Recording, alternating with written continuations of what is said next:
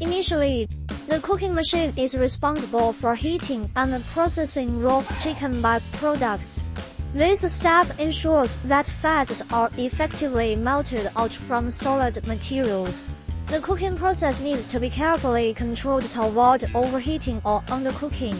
Following the cooking stage, the pressing machine separates the liquid fat from the solid residue. By applying pressure, this machine extracts as much oil as possible. Next, the filtration system removes impurities and particulates from the extracted fat. This step is critical because it affects the clarity and the purity of the final product. Filtration can involve multiple stages, including coarse filtering and fine filtering. Finally, the refining unit processes the filtered fat to improve its color, odor, and shelf life. This may include steps like degumming, neutralization, bleaching.